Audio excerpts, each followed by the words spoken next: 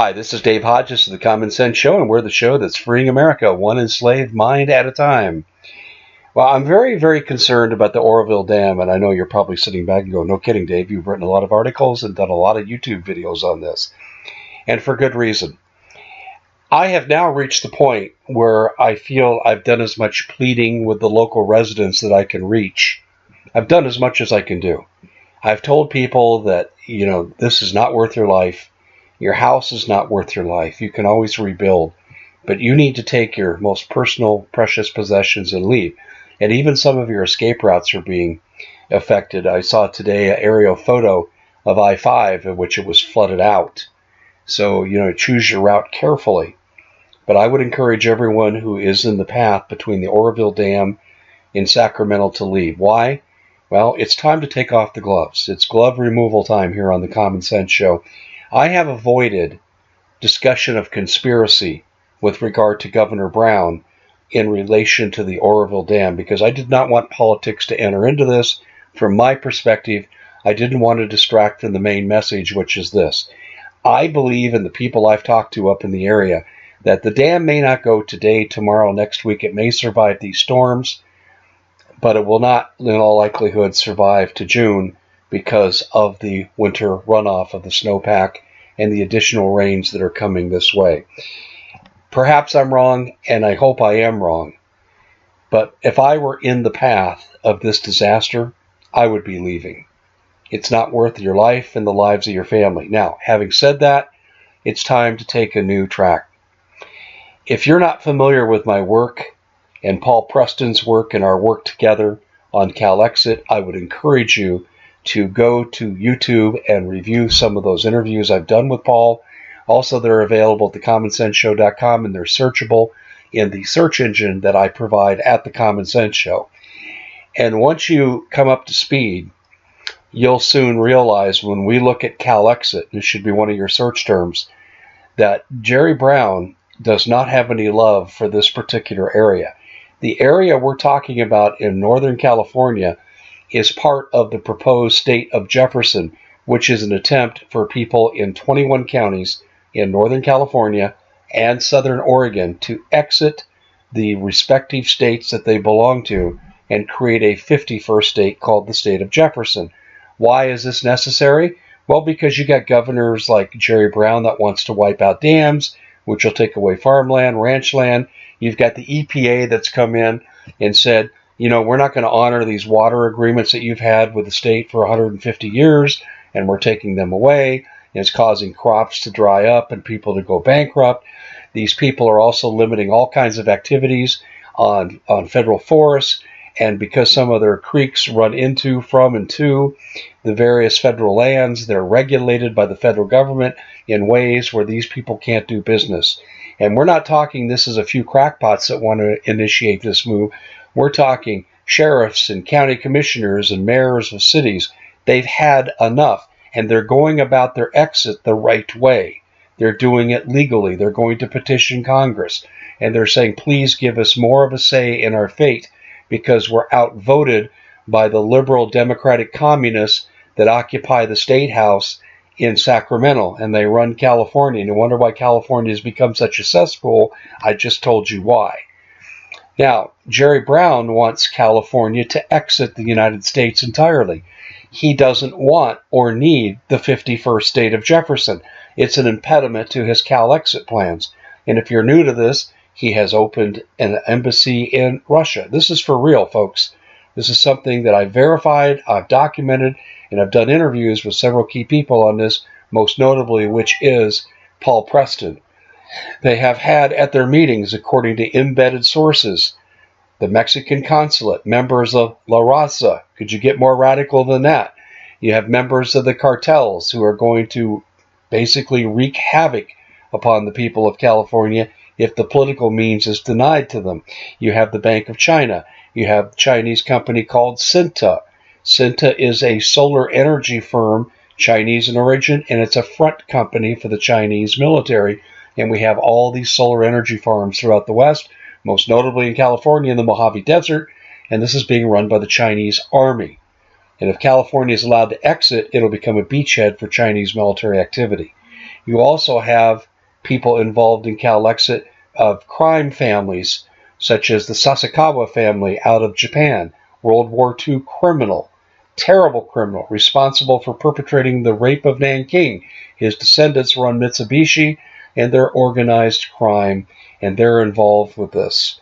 You have the United Nations involved because if California is successful in leaving the Union, they will be a protectorate of the United Nations. You have all these people. They do not want the 51st state. They want the whole state to be gone. This is how the revolution against the Trump-led populism is going to begin. Mike Adams and I tag this as where the Civil War will start. Will be in California. There's a populist movement now sweeping this country. It's waking up almost everyone that is exposed to it who's not brainwashed by the mainstream media. And people are saying, yeah, liberty, freedom, follow the rules, follow the Constitution, get rid of the crooks, get the communists out of office. California is being used as the nexus point to leave. Eric Holder has joined the forces of Calexit. Loretta Lynch will be joining the forces of Calexit. Barack Obama has now purchased a home in Palm Springs, and once he's done chastising and harassing Trump, in 2 years he's planning to move to California and become part of Calexit. Isn't it interesting that the radical elements that have served in our government are all part of Calexit? Calexit and the state of Jefferson are diametrically opposed. Let me just be very blunt, and I won't get into the he said, she said, and give you 100,000 links to follow. Let's just talk common sense for a second.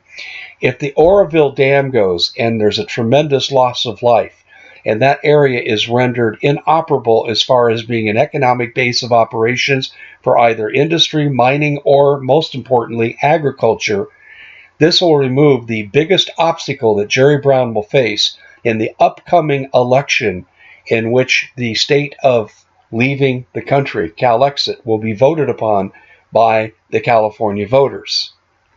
Isn't this interesting that Jerry Brown is doing next to nothing? The sheriff of Butte County had ordered an evacuation. 188,000 people left their homes. And then the Department of Water Resources, under the direct leadership of Governor Jerry Brown, comes in and rescinds that order. Now all the dams are filled to the brim in terms of relieving pressure for the Orville Dam. The two spillways are not operable. The dam is bearing the brunt of everything that's coming. And beginning tomorrow is the first of 2 new storms that are going to bring a projected 9 to 10 inches of rain to the region. So what the heck are people going to do? Do I think that Jerry Brown is going to put C4 at the dam and blow it up? No, I don't think he has to. He has to let nature take its course. Could this be part of geoengineering and weather modification and actually causing this to happen? Well, your guess is as good as mine, but certainly these weather patterns are anomalous to California, and they just simply went from the worst drought ever to the worst flooding ever. And you have to make your own judgment on the conspiracy nature of this. But here's where there's not a conspiracy. Even if there is the slightest chance that people could be harmed, they should be evacuated. Do you not agree? Isn't the first job of government to protect the citizens? Jerry Brown has abrogated that responsibility. He has failed in his fiduciary responsibility, which his prime directive is to protect the citizens of California. But these citizens are gun owners. A lot of them are conservative. A lot of them are Republican. And a lot of them want the hell away from California in the state of Jefferson. If that dam breaks, a lot of his problems go away. Is this why we're seeing inaction on the part of the governor? Now, if you really want me to get conspiratorial, we have a whole lot more, and I'm going to be doing an interview with Paul Preston, but I don't want to divert from the main mission that I'm on right now with regard to the Orville Dam. Lives are at risk, and people should be evacuated, regardless of the political implications. Forget Calexit, forget the Orville Dam implications with politics for the state of Jefferson, forget all of those reasons. I am dedicated to the primary mission of seeing public safety served, and right now, public safety be damned, according to the governor's office. And quite frankly, I've had enough. California needs a new governor, and please, I'm imploring the leadership in that region, evacuate your people before it's too late. Because I just read a story today And it basically said that if the dam were to break, the people would not get out. There would not be enough warning. And this is from experts. And to fuel the fire, in the same article, I noted how workers were being fired for posting photos on social media of the condition of the dam. Isn't that the public's right to know? Why would you fire anyone for telling the truth if you're there to protect the public safety? This is evidence of a massive cover-up that starts in the governor's office and lends credence to the conspiratorial nature that I've brought to this particular broadcast. If you have friends and relatives in the area, I would encourage them to have you encourage them to get out while they still can. I want to thank you for listening to this most dire broadcast. Thank you for being willing to help. I want to let you know that we are sponsored by Numana Foods, making this broadcast possible. Don't be one of those people that's going back to sleep because Donald Trump's been elected. All that's happened is we've been invited into the fight. We're in the arena where battles are going to be fought. This is not the time to go to sleep, and the left will do anything they can do to derail this populist movement, which means you need to be prepared. You need to have food, water, guns, gold, and ammo. I can help you with the food. Go to Numana.com/Hodges. Take 5% off your coupon price. Use the coupon code, Hodges NOV5, and you're going to get a 5% discount. It's a great deal for our listening audience. And while you're here, please subscribe so we can keep you updated on the latest of what's going on.